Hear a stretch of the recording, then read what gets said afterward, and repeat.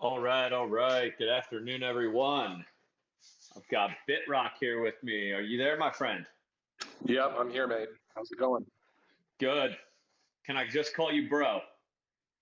Yeah, that's yeah, that's fine. Okay. Do you have another name you want me to use? No, bro's fine. All right, cool. Well, Chapo's fine for me. That's good. We are here for another awesome edition of an Assure DeFi AMA. I'm happy and look forward to talking to you about what you guys have cooking at Bitrock. Um, You know, we have had a lot of projects come through here recently from utility projects, real world, meme coins, DeFi platforms. Although, despite how many there seems to be, I believe this is the first AMA we've done with a layer two solution. That's great to hear. Uh, that's another one for your list to cross off on. Yeah, I was gonna say we can you can put you up on our wall of fame. That's great. Um, well, thank you for being here. First and foremost, I appreciate the support that you've given to us here at Assure DeFi, working with us to get your team verified and taking accountability for what you're building. That's something that already differentiates you amongst the crowd of people out there who don't care about their communities and Yeah. are not really willing to take responsibility for what they're building. So good on you, and thank you for the support. Well, of course. I mean, it's our pleasure. Obviously, you guys have an extremely solid name in the KYC world and crypto security in general, especially with the types of entities that you work with, which not many, because of the decentralized and anonymous nature of the crypto space, not a lot of these KYC entities or audit entities or whatever type of kind of security uh, entity in the crypto space. Usually, at least they're pretty reluctant, if even they're involved at all with any type of scam preventions or fraud preventions with governments and stuff like that. Yep. Well, like I said, it's something that I'm obviously very passionate about. And as the CEO of the business and founder, I'm extremely biased about also. So I know that it's not for Uh, everyone, Fair uh, enough. Fair enough. I do believe that the general direction of the space needs to go in the way of greater accountability and, at least, if nothing else, some self-regulation, even if the government's not Yeah. stepping in. Yeah. A couple years back, I decided I should be part of the solution instead of part of the problem, and here we are.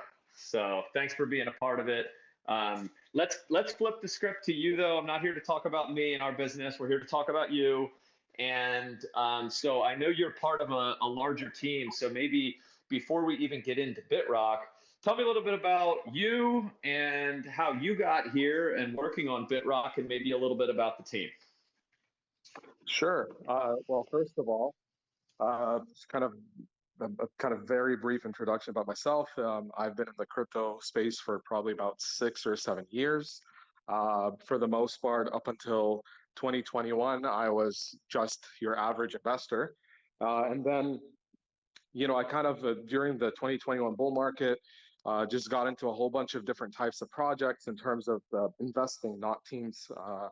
I haven't worked really with teams before in terms of being a core team member, but essentially, kind of just in the sense of working for my bag or kind of trying to make the most of out of every project I was in.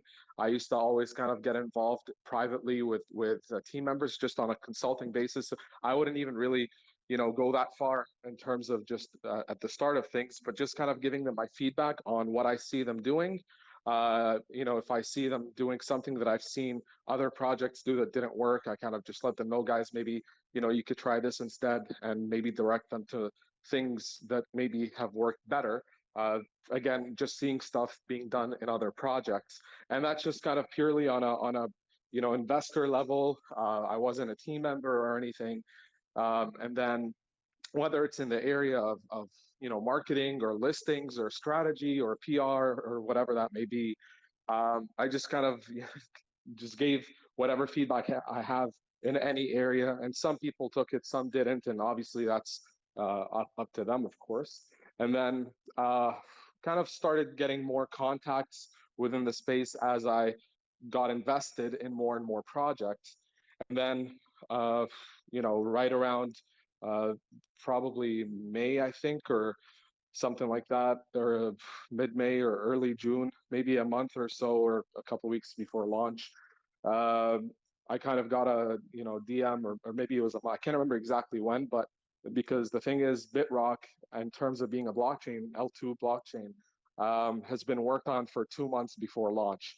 So I got a DM, and they had apparently heard, because obviously with certain kind of word of mouth in the space, along with me also being very involved in my investments, because even with projects that had AMAs with them, I always used to ask questions in those AMAs just as an investor. So again, word of mouth, and eventually I got a So DM. you were like one of the 1 in 200 people who actually raises their hand and asks a question. Uh, I mean, if there's a need, I don't just ask stuff for the sake of it. But yeah, if there's a need, or if I kind of want to give them in like an indirect piece of advice, or not advice, I would call it, because again, I'm not, it's just an investor. But I would kind of, phrase it sometimes as a question. Sometimes I actually had legitimate questions. So just that, and just Cool. kind of, yeah. Go ahead. Yeah, good for you. No, it's good to participate. I mean, that's how I got my Yeah, start in the space too. Very similar story, similar time frame to seven plus years ago. I was an investor, started kind of participating, asking a lot of questions, and ended up working in the space. So it's cool to see that. exactly, Cool to see exactly, that transition. exactly. So it was just a DM, and I think it was Bitter, the owner of the project of it. Well, he still is, obviously, but he DM'd me. He was like, we heard, you have some, skills or contacts in specific areas. Would you, be willing for us to hire you for those certain things and so on? So, typically, especially with new projects and with teams launching their first projects, and don't really know them for that long, I kind of wanted to wait to kind of see how the project would unfold in its first week or so. So after that kind of first week, I just started off as a mod essentially, and I got hired for that. And then when I saw that the project was actually going well and the team was delivering and so on, I then got hired for the whole AMA hosting thing. So that kind of led to that.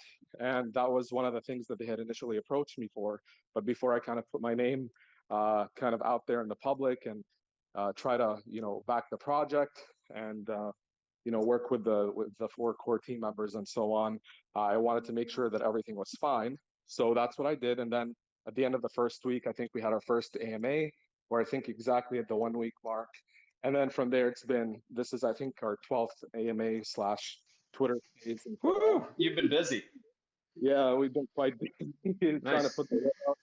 So That's that's my journey. And right now, like I cool. said, yeah, uh, that's my part of it. Yeah. Well, tell me a little bit about the other team members. I think you said there was 4 core team Yeah. members. Yeah. Don't There's have to four go core team members. don't have to go Yeah. too into detail, but what roles are they in, and anybody you want to kind of highlight or to note that's part of who's really building this thing.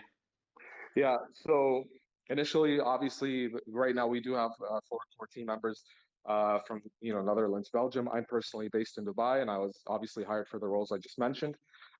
So basically, for in terms of the actual team members, so before the launch, we did obviously, or the team hired certain people for certain things, whether they heard of them through word of mouth or recommendations from partners or so on, or kind of just them being marketed to the team, in terms of website design, or staking platform, or UI stuff, front end stuff, and all of that, just to kind of take all the mundane stuff out of the way.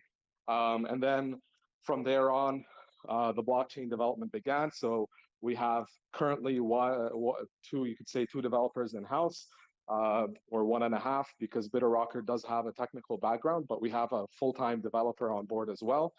And then Bitrocker or just kind of the owner slash creator of the project as well, and the responsible for funds and marketing and all of that type of stuff. And then we have the two other members. One of them is responsible for community management and social. We have one marketing manager, and then the partly socials as well.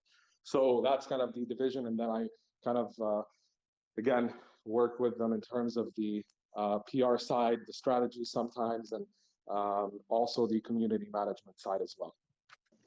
Nice. Well, anytime you've got a relatively small team, and especially early on, everybody's got to wear a lot of hats. So you can try to put people in buckets all you want, but I know how it is on a small team. You're all doing a lot. So I'm curious, running an L2, building an L2, it's an ambitious, I'll say it's an ambitious vision to try to build, to scale, to create a platform that's actually truly used and gains adoption. And you're up against, I'll say, organizations like Coinbase and Binance that are launching L2s. So is Bitrock funded privately, or did the project raise seed and private funding at some point, or how was the project initially funded? Yeah. So as I mentioned, we started out the team started out development 2 months prior to launch, and part of the reason we kind of wanted to do that at first was obviously to kind of have some type of MVP or product, minimum viable product coming out with the project launch. The project itself, that development in terms of the blockchain, paying people to do the website or UI stuff, staking, all of that type of stuff, all of that was purely funded by the team themselves out of pocket. So there's no pre-sale, there's no private sale, there's no venture capital, there's no seed rounds. It's purely at the start, purely self-funded by the team, and it was stealth launched. So the project was just kind of brought to life on the ETH chain on July 13th, I think. So just under a month ago. And since then, obviously, we have a 4/4 tax on buys and sells. 1% of that goes to liquidity to kind of thicken it up, and then 3% goes into the marketing wallet, which is used for marketing, also partnerships, exchange listings, staking rewards, the bridge, all that type of stuff. So right now, and obviously the team still continues to fund privately out of pocket if needed.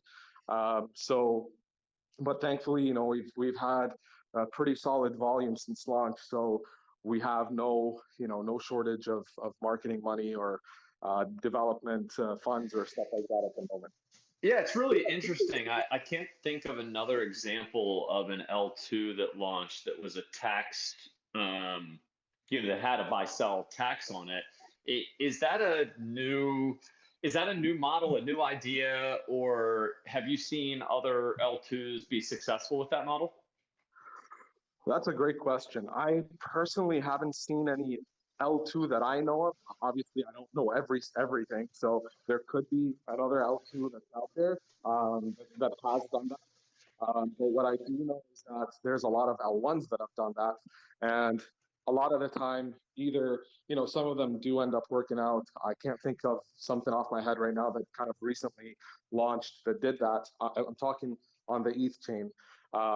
But sorry, I'm talking as L1, sorry. But in terms of L2s, I can't think of any examples. There's many different things that are different, that we did differently from many other L2s on the space generally, but also specifically the ones on ETH. So let's start talking about it. I mean, look, there are a million L2s, it feels like, anymore, and there has to be some differentiation with why are you going to be successful versus the rest. So let's get into it. Talk to me about what's different about Bitrock and what the value proposition is. Yeah, so first of all, Bitrock is a proof of authority blockchain, as opposed to most other L2s, or maybe specifically ETH L2s, which are for the most part proof of stake or proof of work. So that's one thing. And the whole proof of authority aspect of it using with IBFT 2.0 and so on allows for the blockchain infrastructure to be extremely fast, very low in terms of gas fee, and also allow for a different type of approach in terms of validators instead of mining and so on and so on. So what we saw, things certain things that we have seen other L2s do that we saw room for improvement for. So again, transaction speed, for example, Arbitrum can, in terms of block time, can be as high as 14 seconds. We are at 2 seconds. And that's already been tested, and we've done lots of tests, and our mainnet has been live since day 3, but only when the bridge, and I'll get into that in a bit, only when the bridge was completed were people able to bridge over and then try the mainnet for themselves, and that was done last week or so. And people came back to us and told us, yeah, it's lightning fast. Some people reported it being faster than 2 seconds at times. But what we advertise is 2 seconds, and our gas fee is pretty much near zero. I think it's around 0.50 or 401 dollars per transaction. Again, that's much, much cheaper than any, than, I want to just be safe, than most other ETH L2s out there. Our TPS is being compiled as we speak because we only just recently reached 1 million blocks. So the devs are running simulations and compiling, basically just pushing the mainnet to its limits just to kind of see how much it can handle. And the figure for that will be released in the next couple of days. But the initial tests in terms of what's been achieved so far, in terms of the TPS that's been able to be handled by the mainnet, is very promising. I don't want to give the kind of latest figure that we have right now, because we are still pushing and pushing, but it's extremely competitive with many other, many other L2s, and I think it's quite high, honestly, and it is. I got a question. I got a question for you. What do you think is the most important factor for projects when a project determines what blockchain they want to build on? What do you think is the most important factor in making that decision for project owners? I can't narrow it down to one, but I'll just kind of list the top 2 or 3 off the top of my head. Obviously, the number one, or one of the factors, probably the main one, is building on a chain that actually has problems that need to be solved. If you're building on a chain that already is lightning fast and super cheap, unless you're doing something extremely unique, offering something new, it's either that or you need to solve a problem, or ideally both. So with that type of thing, Ethereum is obviously very problematic. Most of my trading that hasn't been on exchanges has been on the Binance chain. Ethereum, it's kind of, I'm not new to it, obviously, but I kind of took a break from it for a while because of these problems. So that's one thing. The second thing, it needs to be a space where there's room to hopefully add something unique, or being able to go into a space that's not too saturated. So right now the L1 space is obviously really saturated in terms of the chains that actually have a lot of volume on them. It's mainly Ethereum and the Binance chain, and the Binance chain for the most part is pretty good. There have been lots of L2s on there too. There's room for improvement, but the room for improvement on the Ethereum chain is much more, and that was part of the decision as well. And the third reason is something I just said, which is you need to pick a chain which also has a lot of existing volume. You don't want to kind of pick out an obscure blockchain that hasn't really had too much adoption yet, and even if it does have problems, even if you build a good L2 solution on it, the original chain doesn't have that much adoption. So how much can you really expect right off the bat? So those are the main 3 things that kind of come to mind. So with respect to you guys building an L2 for Ethereum, who do you view as your top 3 competitors right now? Oh, sorry, I was muted. I would say in terms of competition, we're probably looking at Arbitrum, Optimism, Matic. Those are the three that kind of come to mind that have kind of, really pushed themselves onto the market pretty well. Yeah, so There these are, are, I mean, these are massive projects, right? yeah, Like they have huge teams, massive amount of funding. They're yeah, established, they're working, they've got projects building. I think most of them have, multi-million or maybe $100 million plus type incentive type of funds. Like yeah. help me understand how you expect to compete with them, or what's the value proposition, for instance, for you guys. I see Matic as fast and cheap. That's why Yeah, people are using it and stuff. Like, so yeah. it has to be something other than fast and cheap to compete with these guys, right? Like, what are you guys bringing to the table? Yeah. So those two things that you just mentioned, I'll put them aside for now. We are cheaper and faster than Matic, but that's an aside. One thing that we also are pretty happy about is the stealth launch itself, as opposed to launching at a multi-million-dollar market cap. Obviously, a lot of average investors with average capital in the market don't really, when they see $1 million, $2 million, $3 million market cap, or maybe even higher. I'm not really sure what those ones I mentioned launched at, but it was no less than $1 million, obviously. But because of the private sales, seed rounds, all of that type of stuff, venture capital even. So they look at that and they go like, well, how much return on investment can I actually get with like $100, $200 or whatever? And the answer to that, well, if you look at them now, many of them got to $1 billion market cap valuations. So obviously the answer is still that you could make a good amount of money, but when you kind of launch at that type of market cap, um, it's kind of difficult to put that into perspective for the average investor. So what we wanted to do is give people, again, especially average investors, a chance to be involved within each L2 that has a really solid team and a really solid infrastructure, a different infrastructure to most other L2s on the market, at a much earlier value or much lower valuation. So we just launched at a 3K market cap, and that's really nothing. Then you kind of give people a chance to have potentially a much higher return on investment when you eventually stabilize yourself in the market and hopefully realize the potential of being one of those dominant L2s and get to compete even in terms of market cap with them. So that's one thing. The second thing is obviously community engagement as well.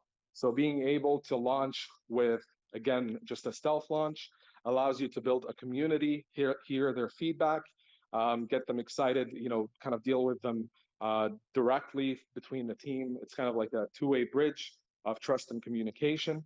And one more thing is the fact that we are working on building unique utilities on the blockchain as well. So our swap, which is Rock Swap, has been launched as of last week or maybe 10 days ago at this point. It is live. We also, that's going to be one of our unique utilities, and I'll mention why it's going to be when it's already launched. So right now, it's just your average swap, which is a must, obviously, for any blockchain. So that's one thing. However, within the next 2 to 3 weeks, we are finalizing the multi-chain integration into this DEX. So what that is going to allow people to do is being able to buy native tokens on other chains. So if you want to buy a coin on or a token on the Binance chain or the Ethereum chain, and obviously we're going to start chain by chain, the first probably being Ethereum, which is what's being worked on right now. So people will be able to buy tokens on the Ethereum chain directly through our swap without having to hold Ethereum or pay gas in Ethereum. So you'd get the destination token that you want, and the gas would be equalized into Bitrock, so the mainnet native Bitrock, and then essentially you would pay the gas in that Bitrock. So you wouldn't have to really bridge tokens over too much to be able to buy something, move it from the Bitrock chain, then to the Ethereum chain, and then buy the coin on that chain. You'd just be able to buy directly through our swap. And that's something that we're really excited about because the timeline for that is getting pretty close. And then we have other utilities that we're working on as well, such as a token builder, which is a tool that is also in its final stages. And what that is going to enable people to do is, for those with lesser experience on launching coins, it's going to be a simple 5-step process on how to launch your coin. And that's aimed at increasing adoption on the chain to put as little barriers to entry as possible. We're going to obviously have stuff like NFT marketplace and NFT staking, and we're going to have a project dashboard. And what that is going to do is inform or help investors make more informed decisions on what they want to invest in. And one last thing I want to mention is that being this small, quote unquote small, right now as a promising L2 in its infancy, is allows the team to partner with certain projects or certain teams who want to launch high value or really projects that have a very good or long-term or unique value proposition on our chain. Essentially, you don't really see that with too many of the big L2s. So we want to make sure that we paint the mainnet in as much of a positive light as we can from the start. So we have 5 projects right now that are that the team either has approached our team or our team has approached their team or so on. They've been vetted either in the form of KYCs or doxing or audits or agreements to contract renouncing or burning liquidity pools and so on. So that project dashboard is going to highlight those partnered quote unquote official projects that we are launching within the next couple of weeks here. And essentially you get stats like what level of security has that project or that team attained. Obviously stats like market cap, supply, what the contract has the contract been renounced, how long is the liquidity locked for, and so on and so on. So we want to make sure that we highlight those partnered or official projects, and essentially that's really crucial for us in the beginning stages of getting adoption to the mainnet, because we don't want to have people bridge over to the chain only to then get scammed because they don't have any kind of tools or information to get or to identify what the best projects to invest in are. Well, we had talked about being part of that potentially also, and having a partnership with you guys moving forward to help keep scams and frauds off the chain.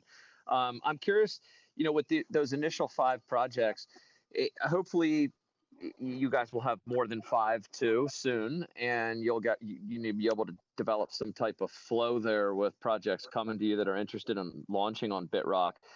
How are you guys marketing or incentivizing projects? As I said, most of the other L2s, they have these big ecosystem funds that they throw around. There's grant programs to entice builders to come and help build infrastructure for the chain.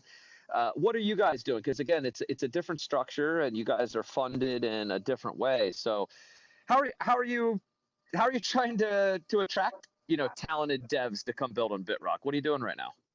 Yeah, so I just want to kind of fuse the answer to this question kind of with what I was just saying to your last question.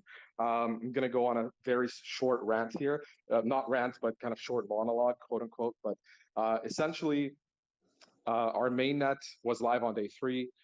We partnered with Sphinx Labs, and they've worked with so many different projects already, especially blockchains, including Arbitrum and Loop and Curve and so many others. In terms of integrating those blockchains into their dApps and different products and so on, and utilities.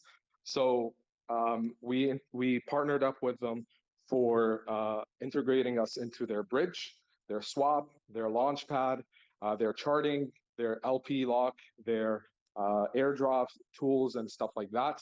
And that came to fruition last Monday. So not this week's Monday, but the last one. And so with that, especially having our Explorer live as well, which we did from day 3 with the mainnet, as well as our own swap, along with Sphinx's swap. So we kind of put it out there and, kind of got people familiar with the bridging process and stuff like that. And we did see quite a bit of volume since then. So we've crossed, I think it's 1,100,000 blocks now. We've had over, I think, 100 or 100 and something K dollars worth of Bitrock bridged. We've seen a few projects achieve quite significant market caps and volumes, including one that I think got to $1 million market cap as well. And again, these are all non-official projects. These are people that either were in our community already or somehow heard about the blockchain and wanted to kind of try it out for themselves in terms of launching projects and so on.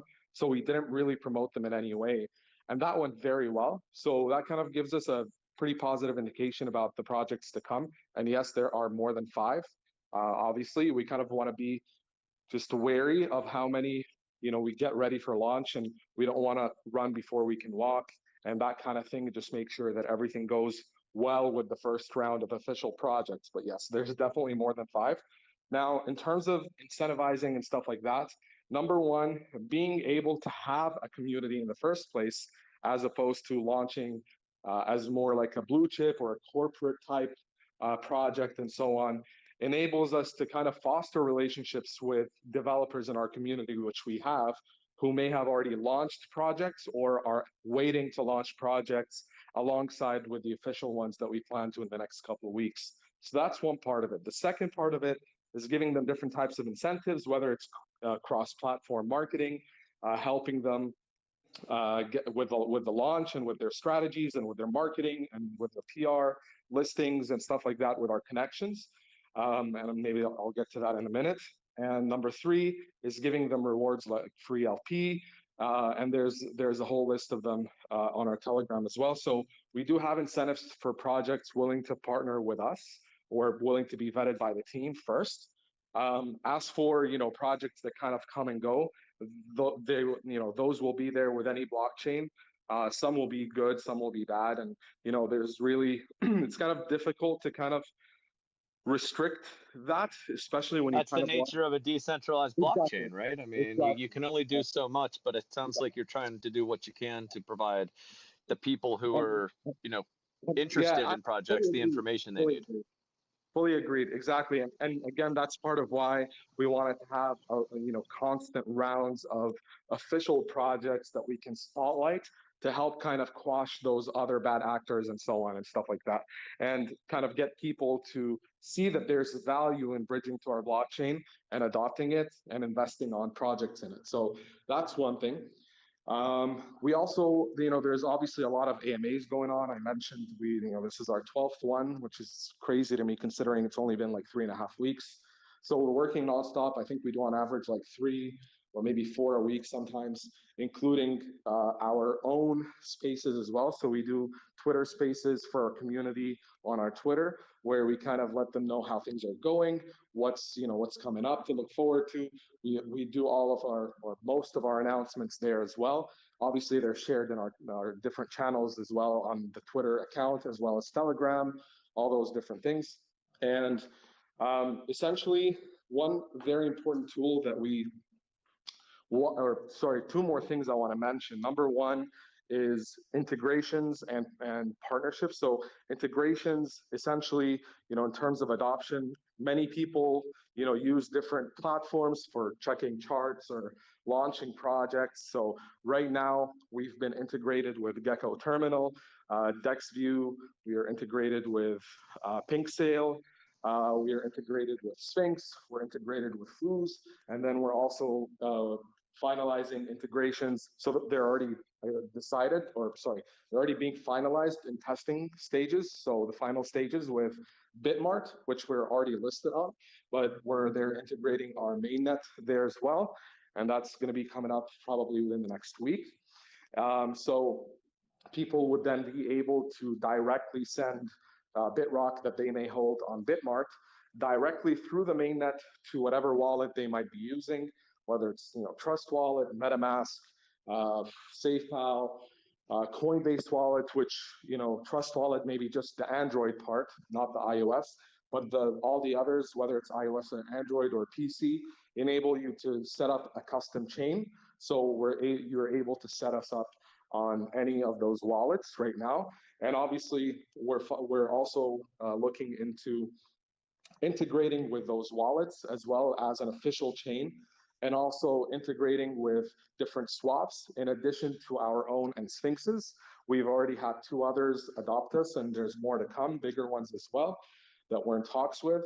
And we are awaiting integrations, as I said, with Bitmart, Dex Screener, and Dex tools. So those three are in process and they're going pretty well. Some are closer to being live than others, but all of them are in process. And then lastly, partnerships with key, essentially, you kind of have, I guess they're kind of called calls, like key opinion leaders and crypto Twitter and stuff like that, where instead of just having someone do a quote unquote call for us, where they, oh, check out this project, they're kind of in a dip right now, time your entry, not fun. We actually get accounts, and we've done this extensively over this week especially, is we get accounts to actually inform their audience about what Bitrock is, informatively and in an educational way, for them to then make up their own mind on what they want to do, whether they want to buy, they want to wait, but you equip them with the information and tools they need to make a decision, which in my opinion is better than kind of just calling a dip or stuff like that. And with key opinion leaders as well that have massive following, that have worked with much bigger projects. So those are going to be very helpful for us over the next couple of weeks. And we're finalizing more and more within this week and the next. So all of this is going to help adoption in our chain and spread the word, because we're well aware, and obviously this needs to be timed with development milestones as well. So we're well aware that even if you over deliver and you work really hard, but no one knows about your blockchain or no one knows about your project, your adoption is for the most part going to be through the community and maybe firsthand word of mouth from members of the community to their circles. But we want to kind of get to that mainstream adoption because we have the infrastructure for it. So we have laid down several tools in all different areas, like again, development, integrations, and partnerships, and obviously exposure through AMAs as well, to make our presence heard essentially. Well, it sounds like you guys have a lot going on right now. I mean, with a small team, are you guys working with like outside contractors, like a marketing firm? Obviously, you said you're working with Sphinx. Are they helping, not just integrating with the swap, but they're doing some development work for you guys also? Yeah. So obviously we have our KYC partner, you guys. We have our audit partner, CTD Sec, which I think are partnered with you guys as well, one way or another, or you've worked with them in the past in one way or another. That's what I understood anyway. Yeah. So they're currently, so we filed for audits, I think, over the weekend, or maybe it was last Monday that started. And right now, and I just want to give a quick mention to any community members that may be, like from our community that may be in this chat. We're well aware that you guys might have been experiencing today, and I think last night as well, some users have been experiencing accessibility issues to our Explorer or our swap. So I just wanted to take a minute. We've already informed them and put announcements on Telegram, but as part of the auditing process, as well as the working with our auditors to have the best results possible and ensure that before we kind of go ahead with any major official project launches, that we have as much security as we can have. So right now we've been working to kind of improve some security layers on our system and security enhancements, upgrades, and stuff like that. So those are being implemented over today and probably maybe tomorrow.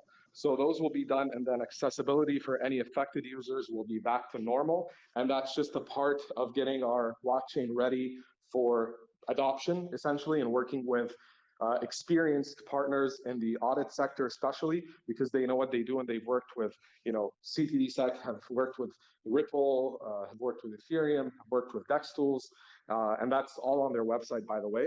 So that's one thing. In terms of marketing, we have quite a few partners, but notably we have Brother Marketing that are working with us. They're a group of about, I think, 9 or 8 people, and they're well experienced in the marketing world. They've worked with Pepe and Pepe 2.0 as well. So we have them in terms of our, marketing, and obviously we have marketing members in the core team as well. We have other marketing partners that add different layers of marketing to our kind of marketing strategies that we may that Brothers, for example, might not have as many contacts in and so on. But Brothers are our main marketing partner, along with some key Twitter accounts, Roots Canes, MMKK, and then we have quite a few others.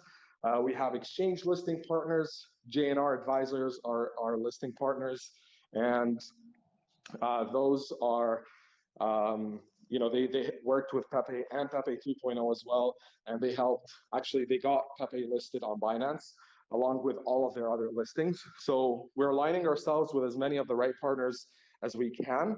At the same time, we also have some other, I don't want to go too much into it, but we have certain partners that work with Brothers and our other marketing partners who are very influential, who have a lot of heavier wallets in their circle, who are able to kind of not shilling really, but it's kind of just informing those people about our project and trying to get them in at the early stages. So we have those people on the partnership side as well. So we have pretty much partners for everything, and that's really good to have. Obviously, we keep adding more and more, especially coming up closer to the audits finishing up and us launching the official projects, the first round of them at least. So we're intensifying our Twitter marketing very heavily over the next couple of weeks here with key opinion leaders and crypto Twitter and stuff like that as well. Cool. Well, Assure DeFi being a business that's based around the people as opposed to necessarily what's being built, I'm interested to talk for a couple minutes. I will open up the floor for some questions. It looks like we've got 2 people that have requested to speak and have had their hands up for a little bit. So I will open up the floor here for some community questions. But one of the things that I think I'm always interested about is the motivations behind things. So, almost anybody starting a business has their own drivers, and it's not always money. A lot of times it is, people want wealth, fame, fortune, whatever it is. But in the time that you've spent with this team, what do you think the team's driver really is? What motivates them? Why have they chosen to drop whatever else they were doing in their life and build out Bitrock? That's a great question, and I don't want to speak too much on behalf of the other, the team members. But if I, kind of based on knowing, whatever I've known, however long I've known them for, as well as just, what kind of makes sense and how I've seen them act and what motivates them, I would say it's first of all showing that something like what we're doing can be done. You don't need to have that venture capital backing. You don't need to have a pre-sale or a seed round or blah, blah, blah, private sales, all that type of stuff. If you have a good working product, something unique to add, or a problem to solve, or both, that's good enough. As long, obviously, as you align yourselves with the right team members, the right partners, you work in the right, at the correct pace and all of those types of things, and make your voice heard, essentially. So that would be one very important thing, especially because we don't see, too many, obviously, layer 2s do very well in terms of market cap, especially on ETH.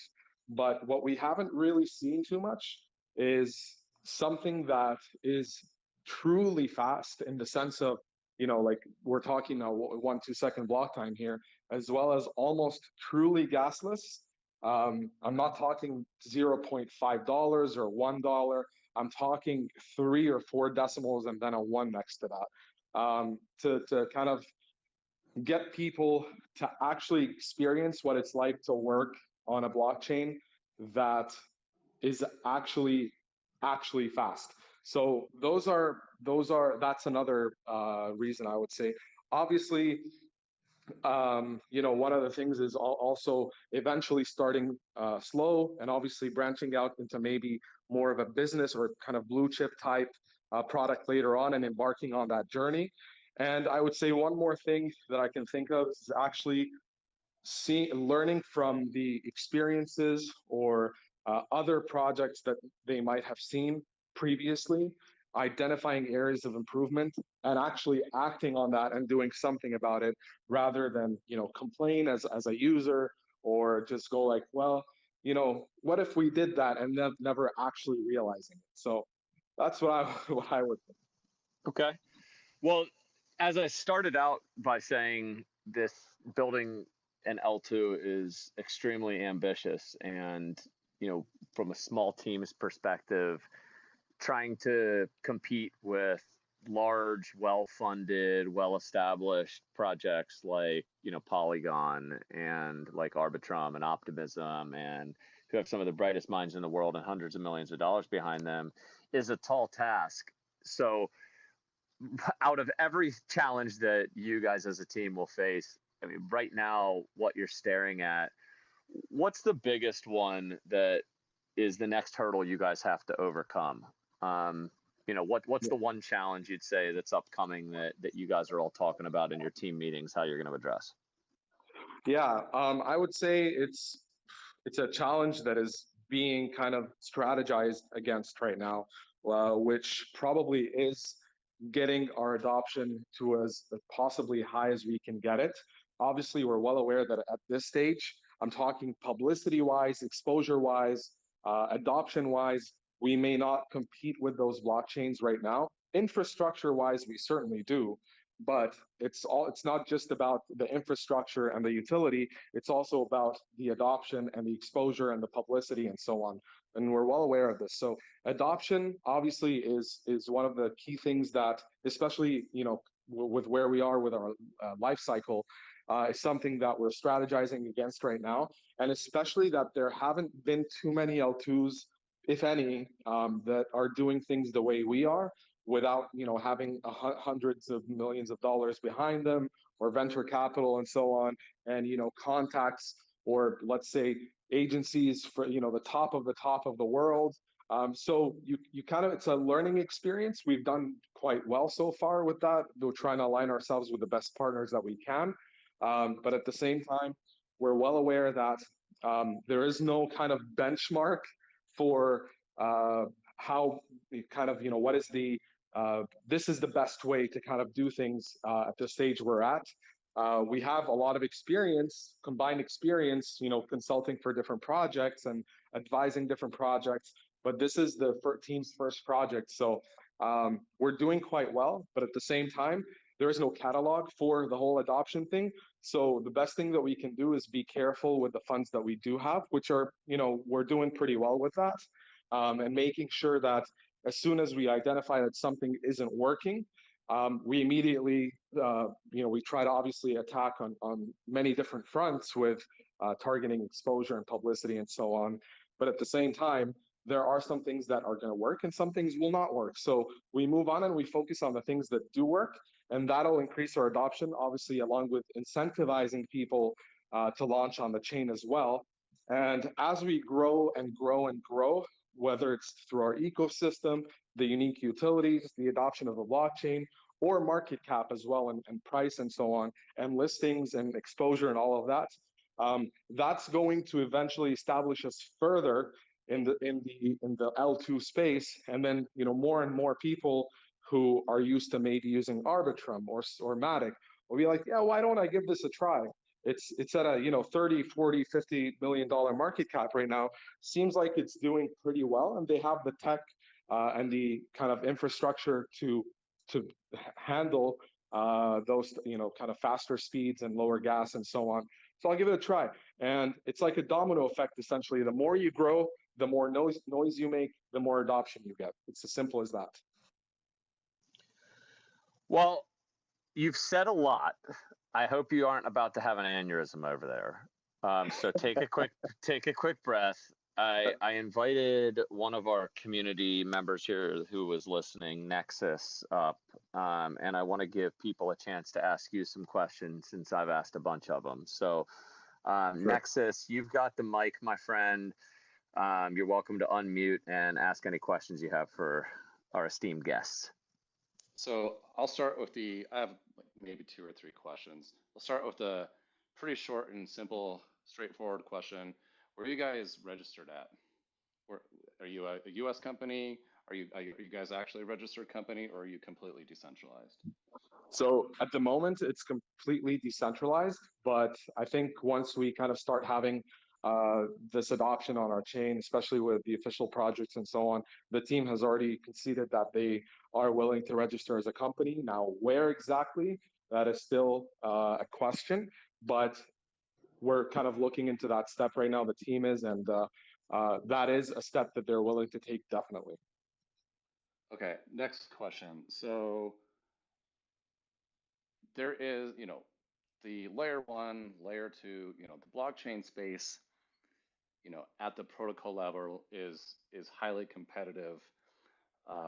You look at, these big projects, look at like Bored Apes or any of these others where, they start on ETH and, there's always this pull of try to like recruit some of these big projects to a different chain. Polygon's trying to get all these, big NFT brands to come to their chain because, look, there's value there. There's a lot of benefits, which we don't need to go into. I think we're all pretty well versed in what those benefits are. So, you have some steep challenges ahead. Don't have to tell you that. But in terms of adding credibility, what is your approach to possibly look to bring, instead of a completely brand new bootstrap project that doesn't have money, but an actual established brand to your chain, which could help be kind of an anchor to then draw in, other projects? That's a great question, man. The team has already actually been looking into this over the last couple of weeks. The strategy that we're following in that aspect is that the team has already been in touch with a few bigger projects at the moment, which have expressed interest in bridging to the Bitrock blockchain. What we're kind of, how we're planning it out is essentially run a first round of official projects. Just make sure everything's okay, everything should be okay, our audits are done, and so on. And the kind of quote unquote proof of concept, even though, again, we already had projects launched, but they were non official, but there are. But kind of making sure that in that sense, the official proof of concept is out there.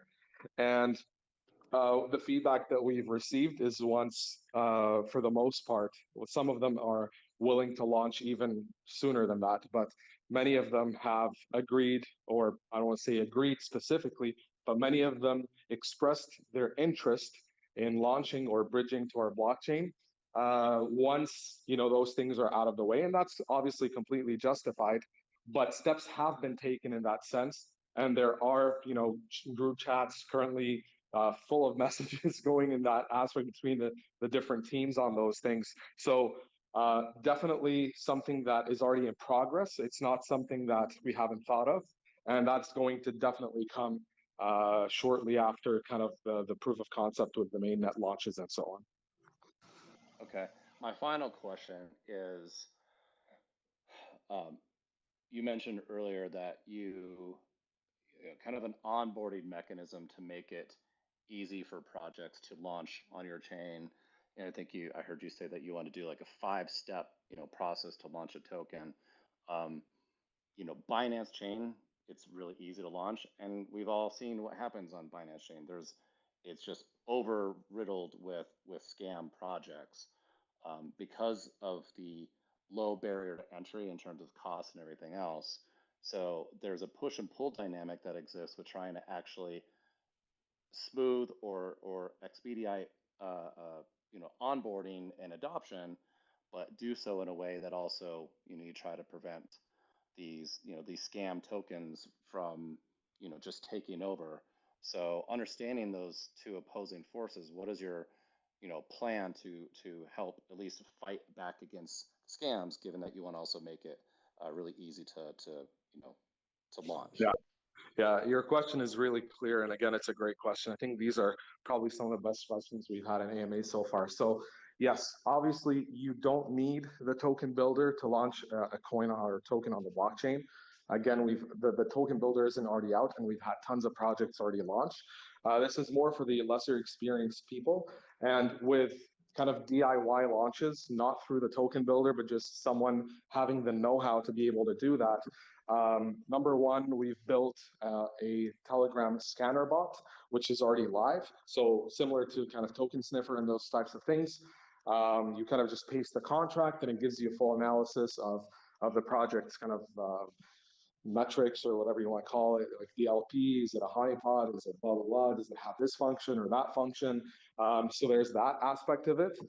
There's the project dashboard as well that we're working on and that'll be out soon. And then we also are looking into and working on the implementing certain restrictions on the token builder that is being built to restrict launches if the contracts contain certain things that may be, obviously scammy or ruggy or honeypotty or whatever you want to call it. It's a bit of a fine line because obviously there are specific things in contracts that are very easily flagged as such, and those the team is working to kind of integrate that into the token builder to prevent it from launching. At the same time, it is also a fine line on more gray area things that may be present in contracts, but that may be interpreted one way or another in terms of whether those are indicative of malice or not.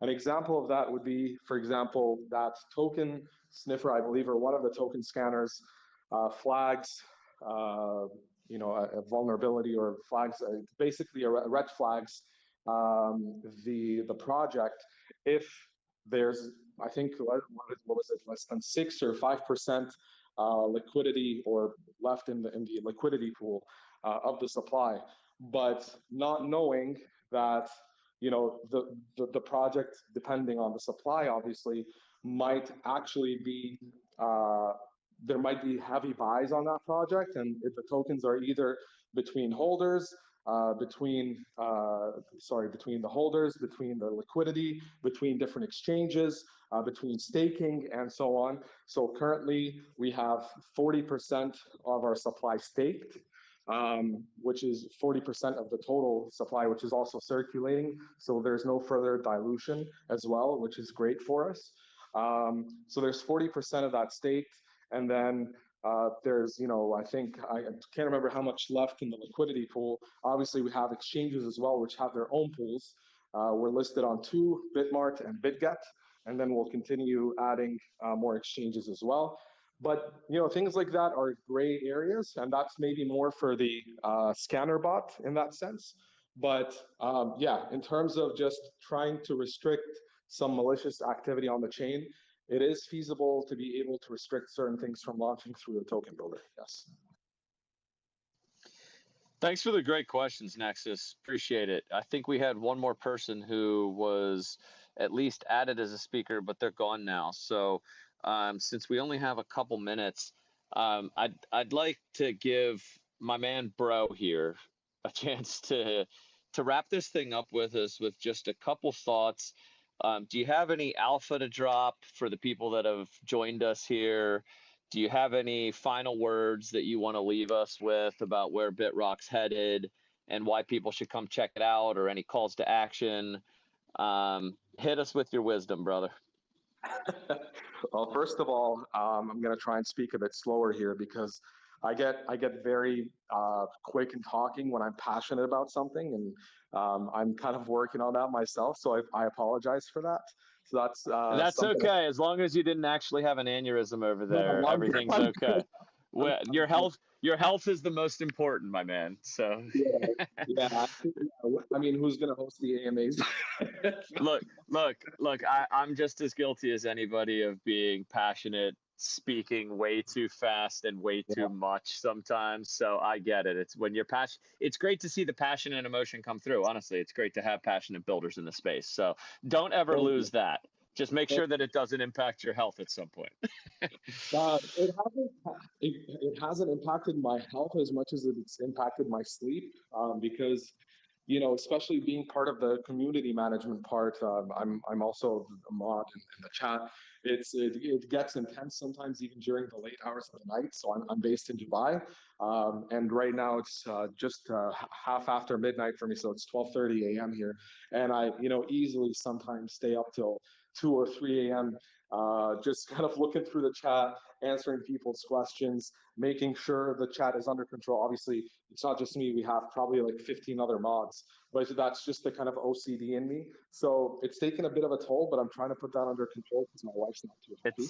It's tough, yeah. In a 24/7 global market, sometimes it's tough to ever shut it off and go to sleep. So I can fully appreciate that. Well, go ahead. Bring this thing to a close for us. Again, drop us some alpha. Let us know what people should be checking out, and any final words for all the great folks that joined us here. Yeah, first of all, thanks for having us. Really appreciate the opportunity, and even more excited to be working with you guys, especially being the leader that you are in the KYC space and having that type of partnership, whether in terms of cross-platform marketing and as well as just partnering with our KYC needs, whether other projects need them on the chain and so on. So really happy about that, and thanks for having us. Secondly, I want to kind of leave off with a couple of notes. First of all, we're fully, the team is pretty realistic and fully aware of the fact that we do have a long road ahead. And Nexus made a great point on that. And, we're it's like for us, it's bring it on kind of thing. At the same time, we're very realistic and well aware of where we are right now in terms of the life cycle of the project, and kind of making sure that we're not having delusions of grandeur, oh yeah, we're the next big thing or so on. And it's just kind of like a lot of projects, unfortunately, their teams have that delusion, and we're well aware that we have a long road ahead, and we're working extremely hard to make sure that we achieve the goals that we want to have in so many different areas, whether it be becoming a blue chip, whether becoming a mass adopted L2, whether getting listed on X exchange or Y exchange, and so on and so on. So all fronts are being worked on. Now, the next thing I want to mention in terms of the closing is a lot of people, kind of expect or a lot of team members or even people hired by team members during AMAs go like, guys, this is a great buying opportunity. I am even whether I'm on the team or not, even just being hired by the team, I never do that. All I tell people to do is join our Telegram or other socials, ask your questions if you have any, be constructive in the chat, see the value in the project in terms of what's been done, the pace that the team's been delivering at, what's been delivered, what's yet to come compared to where we are in terms of our evaluation and also our life cycle, and make your own informed decision, do your own research. And a lot of people, we thankfully hit an all-time high of 30 million. Right now we're close to 5 or so. And obviously when you launch something like a stealth launch, and you go from 3K to 30 million, you're bound to have a bit of a correction, quote unquote, bit of a correction. So right now, there's nothing to be worried about in the sense that there's a lot of catalysts to come in, whether it's the next week, the next 2 weeks, the next month, the next few months, and so on. Whether it's our audits, which will establish a lot of credibility for a blockchain with the results, and working with a team like STDSec, who not just know their, I don't want to swear, but who know their stuff in the audit world, but the cybersecurity world as well, especially with fintech and blockchains and stuff like that. So that's one thing. The next thing is the fact that we are KYC'd, the core team is KYC'd with you guys. The third thing is that right now we are pretty much looking at a bottom of a correction.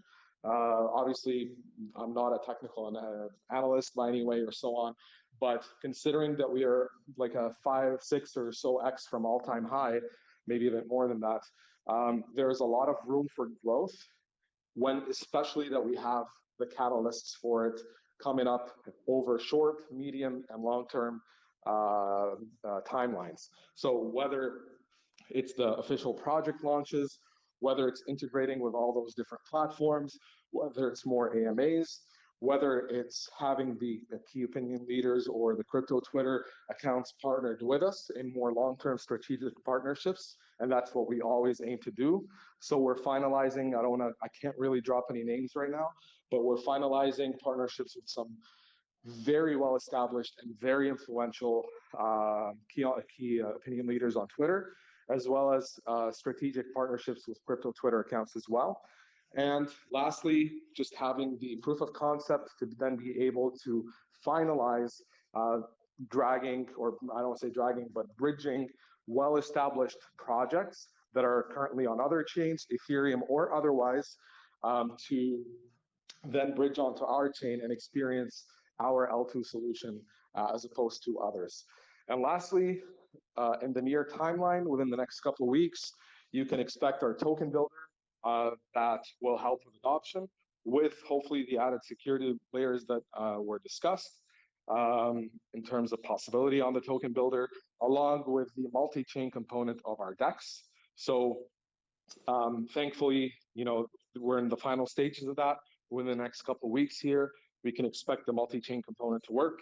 And that's just an addition. That's something actually pretty unique in the crypto space itself. I only know of one other instance of that multi-chain swap, and that was the full utility of the project itself. So essentially what we're looking at is, instead of having it as the main utility, it's a complementary but unique utility to our ecosystem as part of the bigger scope of the blockchain. And lastly, we're, in terms of security, we're very on top, or the dev team is very on top of the whole security aspect. And the fact that we are applying security updates, enhancements, and upgrades and so on as we speak, in partnership with our auditing partner to get the best possible outcome for our audits, is actually very positive news. And that was done intentionally. And that's why we kind of halted the launch of the official projects. And that was the plan from the start, to kind of, put the utilities and the tools out, and then let people just kind of get used to and familiarize themselves with the blockchain and the different utilities, while we finish those steps to make sure that when it comes time for the official launches and the adoption, that we're in the best possible spot, security-wise, marketing-wise, valuation-wise, and infrastructure-wise, to make the best that we can out of that initial adoption phase. Great. Well, look, thank you for being here. I appreciate your passion, your energy, man. I certainly am always rooting for what I consider to be underdogs in a space, and ones and projects that aren't funded by the leeches, the blood-sucking VCs of the world that seem to put crazy valuations on things, use retail as exit liquidity, and ultimately don't necessarily deliver value. So I'll just say good on you guys for taking a different approach and trying something. You've got obviously a big road ahead and tons of challenges. It seems like you acknowledge that, but are willing to, kind of brace those and go for it. So we're happy to be a part of, what you guys are doing, and to support you guys in the efforts as you guys attempt to grow and onboard your first projects here, and start building out the infrastructure for the chain and grow your community. So thank you for being here and being a good representative for the project. I enjoyed the chat a lot.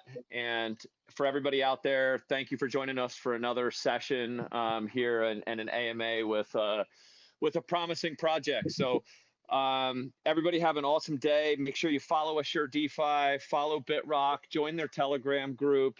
I think Bro can probably drop a link here underneath the AMA session for anybody that wants to join the Telegram, and that way you can stay up to tune with, or in tune with what these guys are doing.